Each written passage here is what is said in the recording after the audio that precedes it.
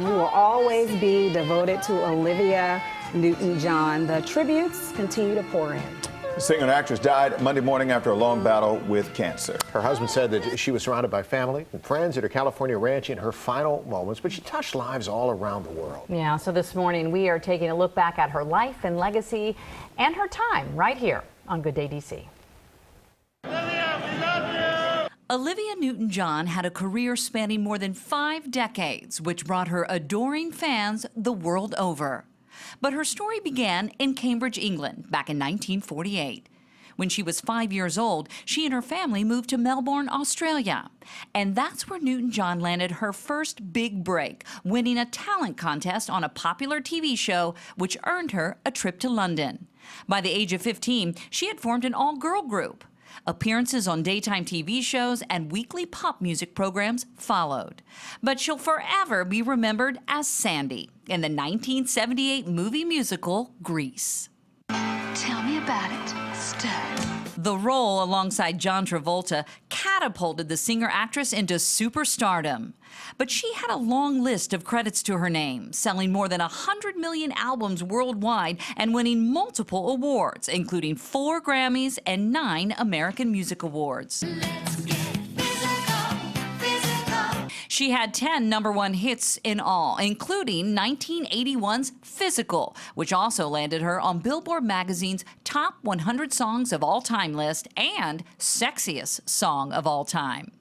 One of her most treasured titles, though, was that of mother. Her daughter, Chloe Rose, was born in 1986 with her first husband, Matt Latanzi. Newton-John married her second husband, John Easterling, in 2008.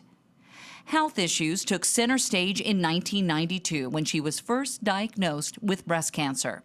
Her diagnosis led her to become an outspoken advocate for health awareness, creating the Olivia Newton-John Cancer and Wellness Center in her hometown of Melbourne, Australia, something she spoke of often. Wellness programs are something that was my dream to bring to the Cancer Center, which I'm very proud has my name. In April 2014, Olivia began her residency at the Flamingo, Las Vegas with Summer Nights, a musical journey through her career in movies and music. I'm very grateful that I've had such a long career. I never dreamt that I'd be so lucky.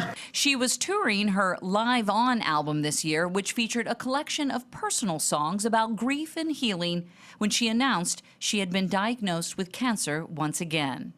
In one of her last messages to her fans, Olivia Newton-John thanked them for their worldwide outpouring of love and concern. Olivia Newton-John was 73 years old. And we mentioned the tributes pouring in for the late star. One of those tributes coming from her Grease co-star, John Travolta. He wrote in part, "You made our lives so much better. Your impact was incredible. I love you so much. We will see you down the road. You're Danny. You're John." Now, Newton-John was a guest here on Good Day multiple times. In May of 2017, she joined us live in the loft. We caught up with her again via Zoom in 2020 to talk about everything from her Cancer Foundation to her music, her movies, her special relationship with John Travolta, and more. There you see her with Kevin. You see her with our executive producer, Jeff Gygax, holding his Grease album, one of his coveted treasures. There's Olivia and myself. She, just like you said off the top of the show, Steve, she was just so gracious and lovely. You can't say it enough. She also played a little game back in 2020, if you remember, of this or that. She was a good sport. Take a look.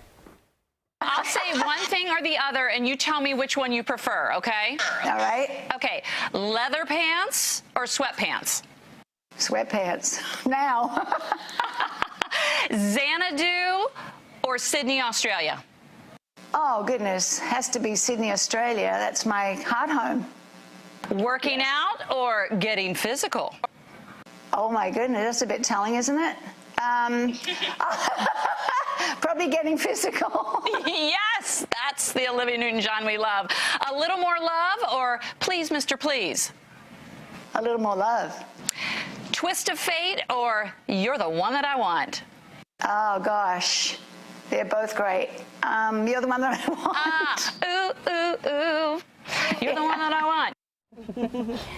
And what a lot of people didn't know at that time that we did that interview, that was during the height of COVID 2020, she actually had metastatic stage 4 at that time. You never would have known it in that interview, right? And she just really exuded so much hope for people facing cancer, not just for herself, but for anyone. You know, kind of reminded me of Alex Trebek and how he faced his prostate cancer, was just such grace and class. Yeah, I share with her my memory, and super quick, this goes way back to elementary school. I was very young, and my parents taught a course overseas, and when we went to go, they showed a movie on the plane. I'd never seen a movie on a plane before. It happened to be Grease. So I was away from my class for a long time, and the teacher had everybody in my class write me a note.